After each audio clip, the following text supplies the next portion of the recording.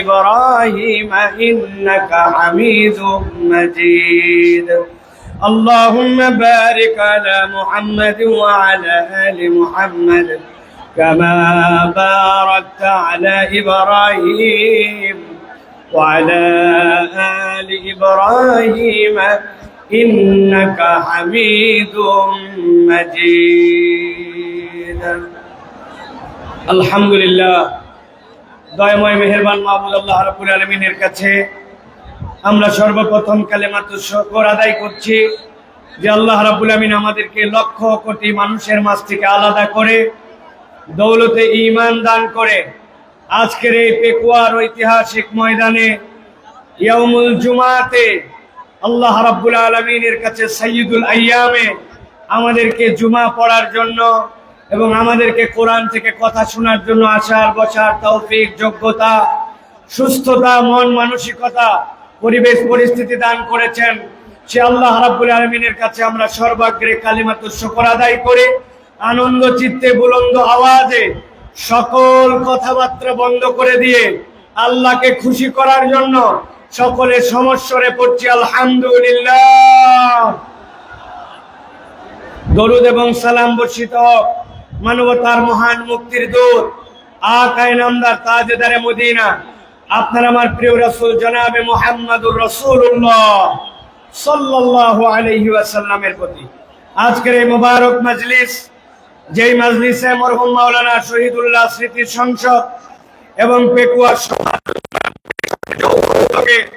আজকে অষ্টম বাৎসরিক মাহফিল আপনারা সকলে জানেন 5 বছর পর্যন্ত ফ্যাসিস্টদের রোষানল এবং বিভিন্ন বাংলাদেশের বাস্তবতায় আমাদের প্রিয় ভাই ডক্টর আল্লামা মিজানুর রহমান আল আজহারি তিনি বাংলাদেশে প্রোগ্রাম করতে পারেন নাই কোরআনের ময়দানে কথা বলতে পারেন নাই আজকে এই ময়দানের মাধ্যম দিয়ে ভাই আবার আমাদের সামনে কোরআনের তাফসীর পেশ করবেন তবে আমরা আশা করব আজকের যে পথ চলা নতুন ভাবে শুরু হলো আগামীর বাংলাদেশ ইসলামের বাংলাদেশ আগামীর বাংলাদেশ সাম্যের বাংলাদেশ আগামীর বাংলাদেশ ইনসাফের বাংলাদেশ আগামীর বাংলাদেশ আলেম ওলামার বাংলাদেশ এই বাংলাদেশ যতদিন পর্যন্ত ইনসাফের বাংলাদেশ না হয় আমাদের ভাই ইনশাআল্লাহ অব্যাহতভাবে তার দায়িত্ব এবং বক্তব্য প্রদান করবেন ইনশাআল্লাহ রাব্বুল আলামিন কবুল করবেন আল্লাহুম্মা আমিন।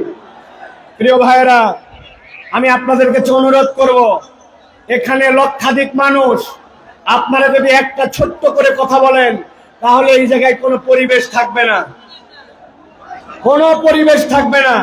আমি প্রথমে আমার ক্যামেরাম্যানদেরকে বলবো আমার মিডিয়ার ভাইদেরকে আল্লাহর ওয়াস্তে চোখের ইশারায় কাজ করেন আর কোনো কথাবার্তা বলা যাবে না রাজি আছেন ইনশাআল্লাহ কোনো কথা হবে না। শুনেন আপনাদের কাছে আমি বলি ক্যামেরাম্যান সহ আমাদের অডিয়েন্সদের জন্য আপনারা গতকালকে আমাদের ভাইয়ের স্ট্যাটাস থেকে আপনারা দেখেছেন উনি বলেছেন এইটি ইনশাআল্লাহ ওয়ার্ম আপ মানে কি গা গরম করার খেলা গা গরম করার ম্যাচ ভাই এটা রূপক করতে বুঝিয়েছেন আপনাদের বিহেভিয়ার আপনাদের আচরণ আপনাদের পরিবেশ এইগুলা দেখে নেক্সটের প্রোগ্রামের জন্য আপনাদের কি করণীয় এবং আপনাদেরকে অ্যালাউ করা হবে কি হবে না এই সিদ্ধান্ত আসবে। সুতরাং আমরা এমন কিছু না করি যেটা আমাদের মাহফিলের সৌন্দর্য নষ্ট করে। আমরা সকলে সেই দিকে সচেতনভাবে খেয়াল রাখি। আমরা সকলে মিলে যদি একটা চমৎকার পরিবেশ উপহার দেই তাহলে ইনশাআল্লাহ আমরা এটা প্রমাণ করতে পারবো যে কোরআনের ময়দানের জন্য তাফসীরের ময়দানের জন্য বাংলার মাঠ প্রস্তুত আছে ইনশাআল্লাহ। প্রত্যেকটা জেলা বিভাগ বিভিন্ন জায়গায় আমরা প্রোগ্রাম করতে পারি ঠিক কি না? এই জন্য আমাদের সহযোগিতা দরকার। আল্লাহ আমাদের সকলকে এই সহযোগিতার মন মানসিকতা নিয়ে কোরআনের পক্ষে কাজ করার মতো তৌফিক দান করেন বলেন আল্লাহুম্মা আমিন। প্রিয় ভাইরা জুমা পূর্ব এর সংক্ষিপ্ত অধিবেশনে আপনাদের কাছে মূল্যবান একটি বিষয় সংক্ষিপ্ত কিছু কথা বলবো। প্রিয় ভাইরা সময় অত্যন্ত সংক্ষিপ্ত কিন্তু বিষয়টি অত্যন্ত গভীর। আজকে আমরা এই সংক্ষিপ্ত সময়ে যে বিষয়টিতে কথা বলতে চাই সেটি হচ্ছে মানুষ এই দুনিয়ার জীবন যখন শেষ করবে, দুনিয়ার জীবন শেষ করে মানুষ আবার আল্লাহ রাব্বুল আলামিনের সামনে যাবে। যখন মানুষ আল্লাহ রাব্বুল আলামিনের সামনে যাবে এবং আল্লাহর কাছে তার আমলনামা নিয়ে উত্থিত হবে, দুনিয়ায় যেরকম ঘরে পর্দায় সকল মানুষ একসাথে থাকে, ওই দিন আল্লাহ রাব্বুল আলামিনের সামনে সব মানুষ একভাবে উঠবে না। হাসরের ময়দানে মানুষদেরকে আল্লাহ রাব্বুল আলামিন হিসাবের বেলায় 4 দলে বিভক্ত করবেন। হাসরের দিনে হিসাবের বেলায় মানুষ কয় দলে বিভক্ত হবে? সকলে কথা বলেন নাই, সকলকে একসাথে বলতে হবে। হাসরের দিনে বিচারের বেলায় মানুষ কয় ভাগে বিভক্ত হবে? সকলে হাতগুলা নিচে নামান। আমি যখন জিজ্ঞাসা করব সব কথা বন্ধ, সব কথা বন্ধ করে আপনাকে এখন আলোচনার কথায় উত্তর দিতে হবে। হাসরের দিনে বিচারের বেলায় মানুষজন কয় দলে বিভক্ত হবে? 4 দলে। গভীর মনোযোগে শুনেন, আমরা সংক্ষিপ্ত সময়ে 4 দলের পরিচয় এবং কোন দল আল্লাহর কাছে সফল হিসেবে বিবেচিত হবে সেই দলে যেন আমাদের নাম অন্তর্ভুক্ত হয়, সেই কথা কয়টি শুনেই আমরা ইনশাআল্লাহ আমাদের কথা শেষ করব। আল্লাহ যেন আমাদেরকে আমলের নিয়তে কথাগুলি শোনার তৌফিক দান করেন, বলেন আল্লাহুম্মা আমিন। আল্লাহ রাব্বুল আলামিন কুরআনুল কারীমের সূরা মুমিনের মধ্যে আল্লাহ রাব্বুল আলামিন কিয়ামত পর্যন্ত আগত মানুষদের জন্য বলছেন, দুনিয়ার মানুষ ভালো করে খেয়াল করো। আল্লাহ বলছেন, আফা হাসিবতুম আন্নামা খলাকনাকুম আবাসা, তোমরা কি মনে করো নাকি তোমাদেরকে দুনিয়াতে অযথায় বিনা কারণে কোন রকম আল্লাহ রাব্বুল আমিনের উদ্দেশ্যহীন তোমাদেরকে সৃষ্টি করা হয়েছে নাকি? আল্লাহ বলছেন, না, দুনিয়ার মানুষ তোমাদেরকে বিনা কারণে উদ্দেশ্যহীন ভাবে সৃষ্টি করা যেমন হয় নাই, সেরকম এইটাও তোমরা ভাবো নাকি? ওয়া আন্নাকুম ইলাইনা লা তুরজাউন, আল্লাহর কাছে তোমাদেরকে বোধহয় ফেরত আসতে হবে না। আল্লাহ এর দ্বারা বুঝাতে চান, বান্দা তোমাকে অযথায় সৃষ্টি করা হয় নাই, আবার আল্লাহর কাছে তোমাকে ফেরত অবশ্যই আসতে হবে, ঠিক কি না? দুনিয়ায় অনেক নাস্তিকেরা আছে, নানান ধরনের ইসলামের বিপক্ষে কথা বলেন, কোরআনের বিপক্ষে কথা বলেন। আমরা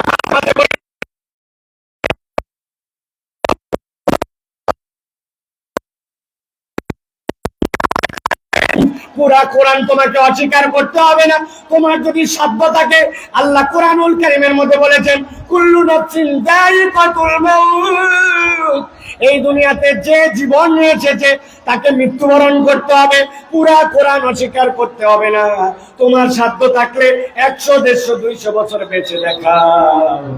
দুনিয়ার মানুষ তার জীবন যদি তাকে মৃত্যুর স্বাদ গ্রহণ করতে হয়, তাহলে ওই মানুষ যেরকম কোরআনের একটা আয়াতকে অস্বীকার করতে পারে না, আল্লাহ বলছেন তুমি যতই লাফাও না কেন, প্রকৃতার্থে তুমি আল্লাহর বিধানের বাইরে যেতে পারবে না। আল্লাহ রাব্বুল আমিন বলছেন, যেহেতু আল্লাহ রাব্বুল আমিন তোমাকে অযথা সৃষ্টি করেন নাই, আল্লাহ রাব্বুল আমিন তোমাকে যৌক্তিক কারণে তার কাছে ফেরত আসতে হবে, এটাও স্মরণ করায় দিচ্ছেন। এবার আল্লাহ নিজের পরিচয় দিচ্ছেন, ফাতাআলাল্লাহুল মালিকুল হক লা ইলাহা ইল্লা হুয়া রাব্বুল আরশিল কারীম। আল্লাহ রাব্বুল আমিন বলছেন, তিনি সেই মহান রব যিনি আরশের অধিপতি, যার থেকে বড় মর্যাদা আর কেউ নাই। আল্লাহ নিজে বলছেন সেই আরশের অধিপতি। তোমাদেরকে বুঝাতে চান, তোমাদেরকে অযথায় সৃষ্টি করা হয় নাই, আর আল্লাহর কাছে তোমাকে ফেরত আসতে হবে।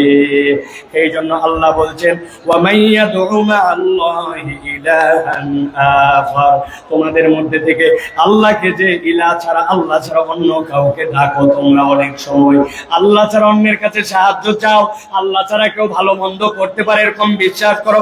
আল্লাহ বলছেন, লা বুরহানা লাহু বি, আল্লাহ বলছেন এটার কোনো প্রমাণ নাই। আল্লাহর পুরো সৃষ্টি জগৎ সাক্ষ্য দেয়, আল্লাহ ছাড়া আসলে কোনো রব নাই, প্রকৃতার্থে কোনো মাবুদ নাই। আল্লাহ বলছেন, ফা ইন্নামা হিসাবুহু ইনদা রাব্বিহি, জেনে রাখো আল্লাহর কাছে তোমাকে হিসাব দিতে হবে। ইন্নাহু লা ইউফলিহুল কাফিরুন। আল্লাহ বলছেন, রব্বুল আমিন তোমাদেরকে বলছেন, আল্লাহকে যে অস্বীকার করে, আল্লাহকে যে মানে না, আল্লাহ গ্যারান্টার হচ্ছেন সে কখনো সফল হতে পারবে না। তাহলে আল্লাহ রাব্বুল আলামিন বলছেন কাফের মুশরিকরা কখনো সফল হতে পারবে না। আর আল্লাহ তোমাকে অযথায় সৃষ্টি করেন নাই, আল্লাহর কাছে তোমাকে ফেরত যেতে হবে। এবার জিজ্ঞাসা করব, আমরা কি এই ঈমান বিশ্বাস করি যে আল্লাহর কাছে আমাদের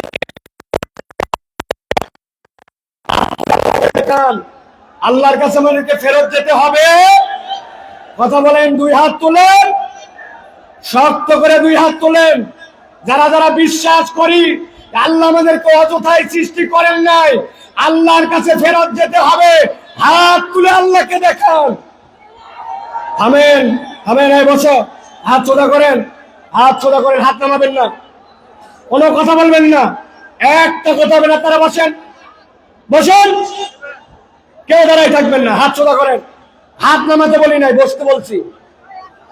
সকলকে আমি 10 সেকেন্ড সময় দিলাম, আপনাদের যত কথা আছে 10 সেকেন্ড বলেন, কথা বলেন। এই ডানে বামে কথা বলেন, এই সামনে কথা বলেন, 10 সেকেন্ড। কথা শেষ, আপনাদের কথা শেষ। হাত সোজা করেন, শক্ত করে হাত সোজা করেন। এবার আল্লাহর নামে একটা রণহুঙ্কারের তাকবীর দিব। এই তাকবীরের পর আর একটা শব্দ হবে না। রাজি আছেন আপনারা?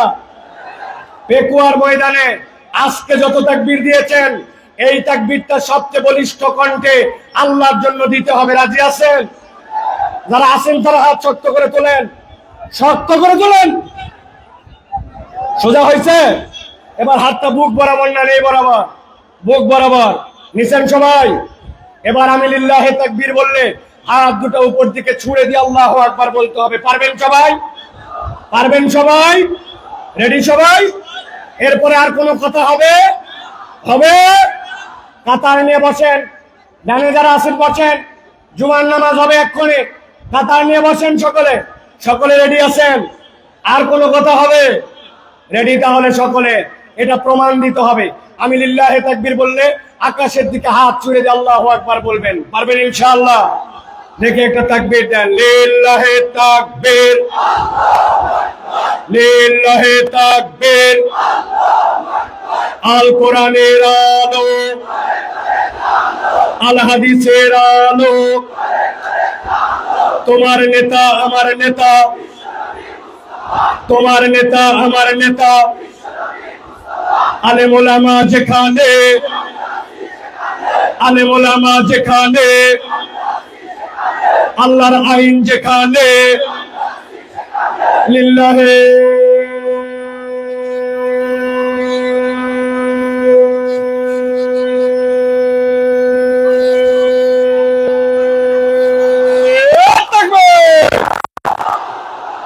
আলহামদুলিল্লাহ করে সবাই বসে পড়েন।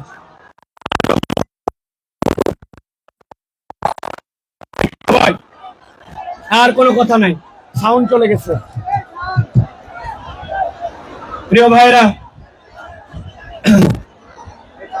সাউন্ড কই? সাউন্ড সাউন্ড সাউন্ড নাই। প্রিয় ভাইরা, তাহলে আমরা সংক্ষিপ্ত সময় একদম আমরা আজকে জানার চেষ্টা করব, হাসরের ময়দানে মানুষ মূলত আল্লাহর কাছে 4 ভাবে তার আমল নামা নিয়ে উত্থিত হবে। কয় ভাবে? 4 ভাবে।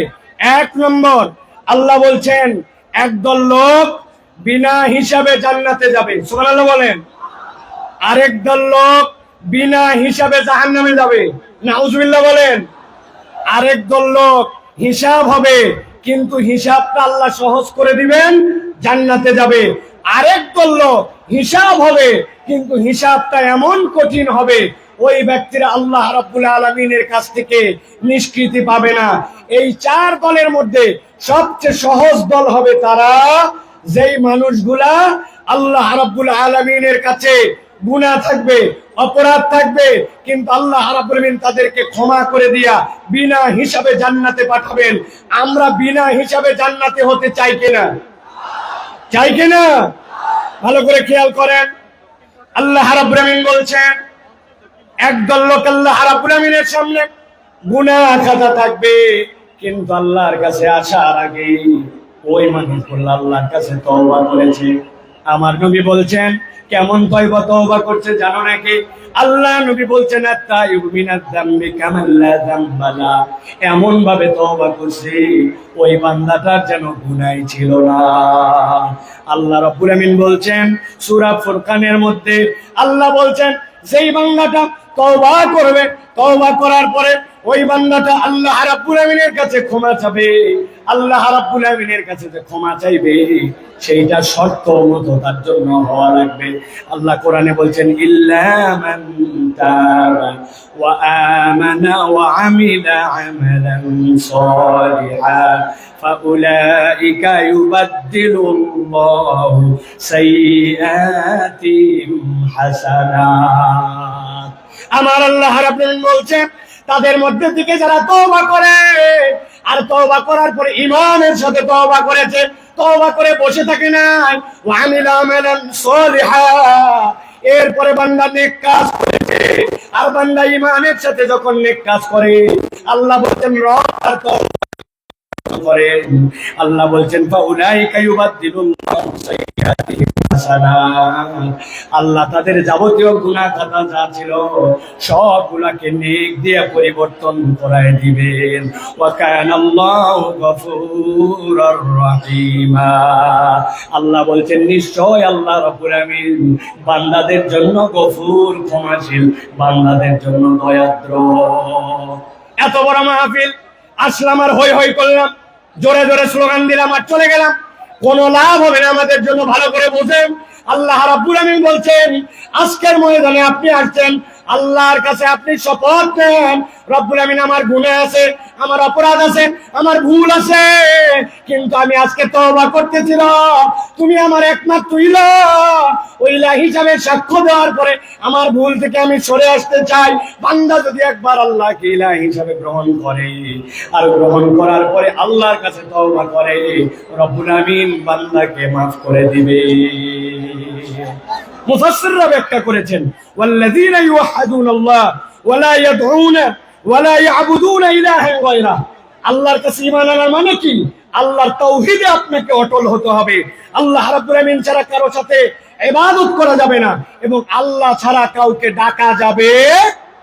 বান্দা যদি এইটা করে, আল্লাহ বলছেন বান্দা তোমার গুনাহ যত হোক, আমি রব্বুল আমিন তোমাকে প্রকৃত তওবাকারী হিসাবে কবুল করে নিয়ে আমি তোমাকে মাফ করে দিব। তবে একটা শর্ত আছে, বান্দার হক নষ্ট করা যাবে না, ঠিক কি না? আপনি দেশের টাকা বিদেশে পাচার করে দিবেন, আপনি দেশের হরিলুট করে ফেলবেন, রাস্তাঘাট খেয়ে ফেলবেন, আপনি দেশের বিভিন্ন জায়গায় জালিয়াতি করবেন, যেই প্রজেক্ট অল্প টাকায় হয় ওইটা 10 গুণ 20 গুণ বাড়াবেন, এরপরে শেষ বয়সে এসে আল্লাহর কাছে তওবা করবেন, মাফ পাওয়ার কোনো সুযোগ নাই। মনে করছেন দেশের থেকে হয়তো বেরিয়ে গেছি, পালায় গেছি, আর মাফ পেয়ে গেছি, এত সোজা নয়। আমি আপনাদের কাছে জিজ্ঞাসা করতে চাই, আমেরিকা কি আল্লাহর দুনিয়ার ভিতরে না বাইরে? কথা বললেন না, আমেরিকা আল্লাহর দুনিয়ার ভিতরে না বাইরে? কানাডা কি আল্লাহর দুনিয়ার ভেতরে না বাহিরে? ফ্রান্স কি আল্লাহর দুনিয়ার ভেতরে না বাহিরে? আমাদের পাশের দেশটা কি আল্লাহর দুনিয়ার ভেতরে না বাহিরে? বললেন না যে আল্লাহর দুনিয়ার ভেতরে না বাইরে? আপনি কেমনে ভাবলেন আশপাশে পালাই যে আমি চির মুক্তি পেয়ে গেলাম?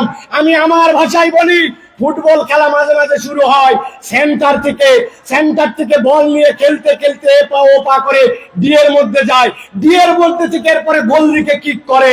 আপনার কেবলমাত্র দৌড়ানি শুরু হয়েছে, এখনো বহুত দৌড়ানি বাকি আছে। আল্লাহর ভরসা।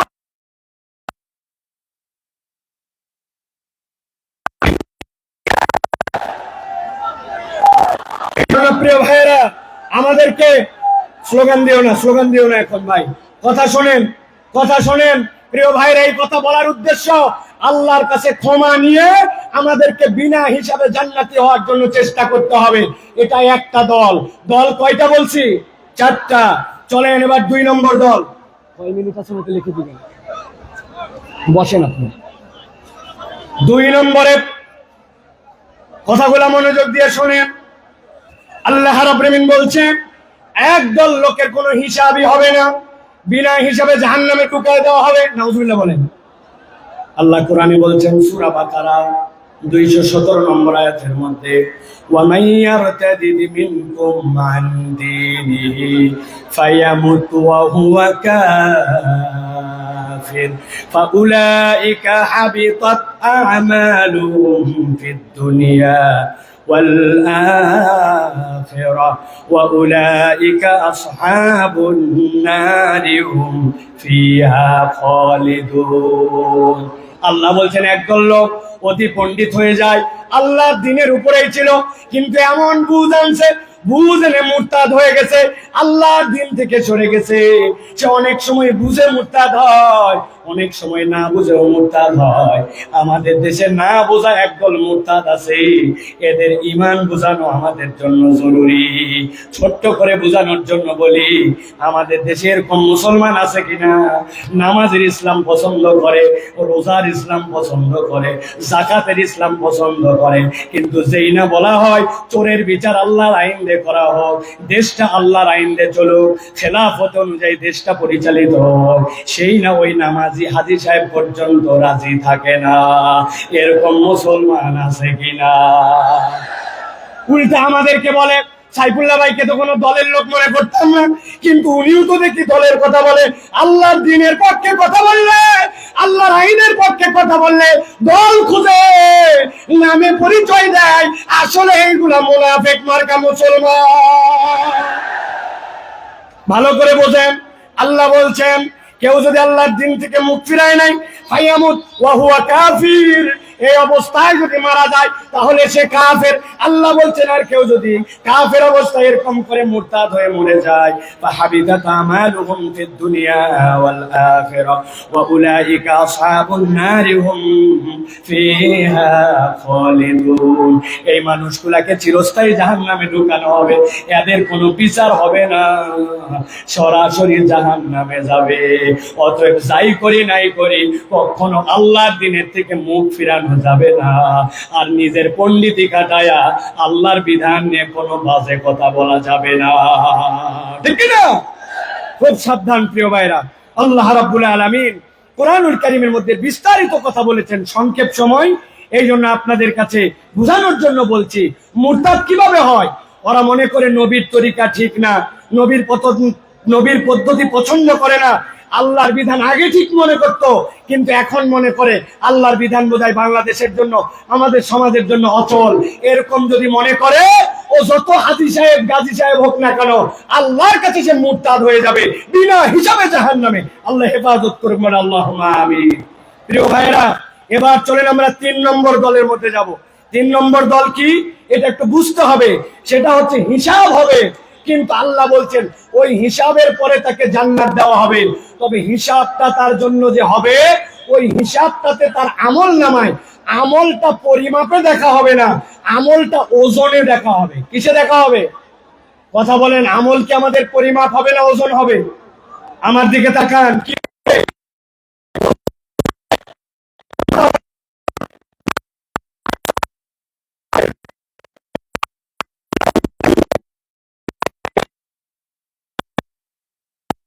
যদি তার আমল নামায় 3টা জিনিস যুক্ত থাকে, তাহলে তার আমল নামা ওজনে ভারী হয়। সুবহানাল্লাহ বলেন। 1 নম্বরে আপনার আমল নামার মধ্যে ঈমান লাগবে। কি লাগবে? একটা মুখ বন্ধ থাকবে না। আমল নামাতে ওজনে ভারী করতে হলে প্রথমে বলতে হবে কি লাগবে? জোরে বলেন ঈমান। ওই যে দাঁড়ায় আছেন যারা, কি লাগবে? ঈমান। ঈমান নাই আপনার কিচ্ছু নাই, ঈমান আছে আপনার কিছু আছে। সুবহানাল্লাহ বিহামদিহি। এই যে তরুণেরা ওয়াজ শোনার জন্য চলে আসছে, কিন্তু এর মধ্যে অনেকেই আছে ঈমানের বেশি করছে সালাত, অথচ সেই সালাত আদায় করে না। আছে কি না? আমি আপনাদের কাছে একটা ছাত্র আর একটা শিক্ষকের একটা দৃষ্টান্ত দিব 30 সেকেন্ডে, ভালো করে খেয়াল করেন। এক ছাত্রকে তার ওস্তাদ জিজ্ঞাসা করছে, বলো তো দুনিয়াতে নামাজ পড়ে না কারা কারা? ওই ছেলে ভেবে চিনতে বলছে, ওস্তাদ দুনিয়াতে নামাজ পড়ে না 3 শ্রেণীর লোক। কয় শ্রেণী? কথা বলেন। 3 শ্রেণী। বলো তো 1 নম্বর কে? বলছে 1 নম্বর যে পাগল অথবা অজ্ঞান। মাশাআল্লাহ। 2 নম্বর কে? বলছে ওস্তাদ 2 নম্বর যে মৃত, সে নামাজ পড়ে না। মরা মানুষ নামাজ পড়ে? উল্টা নামাজ পড়া লাগে। বলছে মাশাআল্লাহ। এবার 3 নম্বর বলো। বলছে 3 নম্বর হচ্ছে যে অমুসলমান। তাহলে নামাজ পড়ে না কয় শ্রেণী? 1 নম্বরে পাগল অথবা অজ্ঞান, বলেন। 2 নম্বরে মৃত, 3 নম্বরে অমুসলমান। এবার পেকুয়ার লক্ষ মানুষকে সামনে নিয়ে জিজ্ঞাসা করতে চাই, যারা এখানে আছেন দাঁড়ায় বসে দূরে কাছে, আমরা কি পাগল অথবা অজ্ঞান? আমরা কি মৃত? আমরা কি অমুসলমান? আপনি কিন্তু ফাইসে গেছেন। আপনি আগামীকালকে নামাজ পড়েন নাই, বলছে এই তুই কি পাগল? বলছে না। তাহলে মরা না, অমুসলমান না। তো আপনি পাগল না, মরা না, অমুসলমান না, আপনি নামাজ পড়বেন না, তা হবে না, ঠিক কি না? ইমানের পরে সবচেয়ে গুরুত্বপূর্ণ এইটা হচ্ছে আপনার আমার জন্য সালাত। তাহলে আমলে ওজন বাড়ানোর জন্য কাজ 3টা। 1 নম্বর ইমান লাগবে। কি লাগবে? 2 নম্বর লাগবে নিয়ত সহি লাগবে। আপনার নিয়তটা বিশুদ্ধ লাগবে। নিয়ামতুল্লাহ নিজামীর কথা, মোটরসাইকেলে আসতে আসতে আমার চোখটা ছলছল হয়ে গেছে। বল সাইফুল্লাহ ভাই, এত লক্ষ লক্ষ লোক দেখানোর জন্য আয়োজন করি নাই। আমার আব্বা ইন্তেকাল করে গেছেন, এলাকাবাসী অনেক মানুষ মারা গেছে। একটা লোক যদি দোয়া করে, আমার বাপ যদি সেখান থেকে নিষ্কৃতি পায়, আর মানুষ যদি কোরআনের পক্ষে বাড়িতে যায়, আমার আয়োজন সফল ভাই।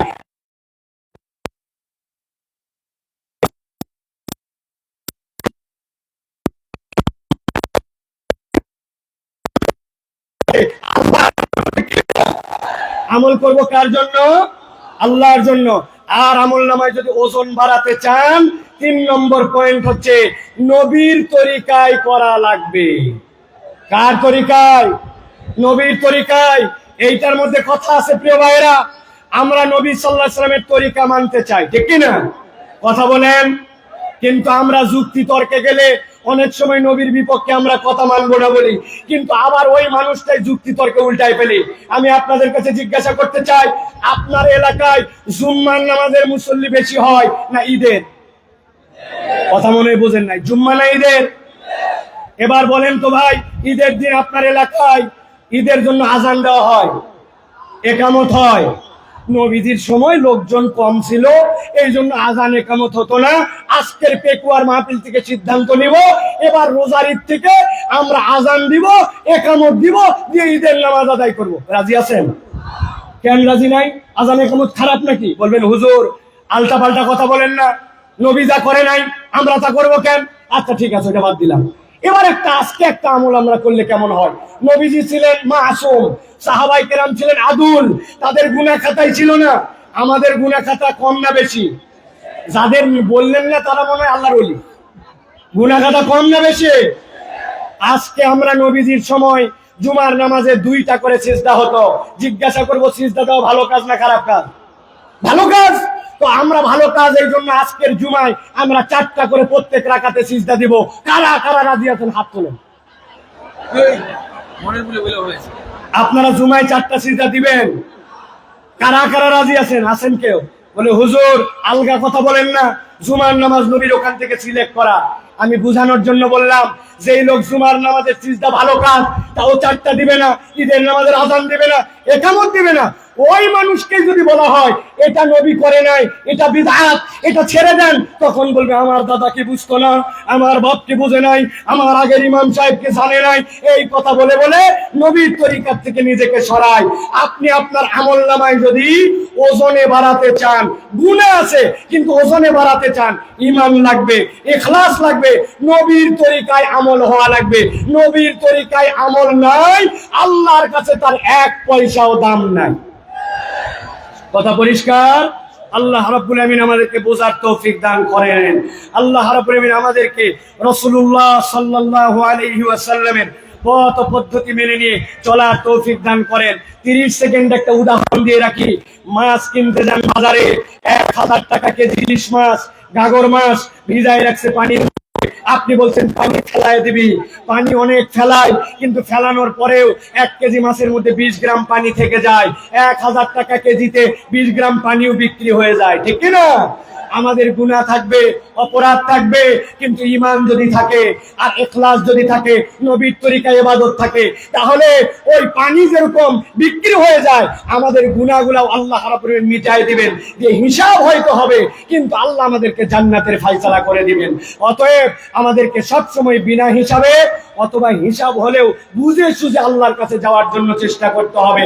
আল্লাহ যেন আমাদেরকে আল্লাহর কাছে তার প্রিয় পাত্র হিসাবে ওঠার তৌফিক দান করেন, বলেন আল্লাহুম্মা আমিন। হাদা মা ইনদি ওয়াল ইলমু ইনদাল্লাহ। সুবহানাকাল্লাহুম্মা ওয়া বিহামদিকা আশহাদু আল লা ইলাহা ইল্লা আনতা আস্তাগফিরুকা ওয়া আতুবু ইলাইক। ওয়াসসালামু আলাইকুম ওয়া রাহমাতুল্লাহি ওয়া বারাকাতুহু।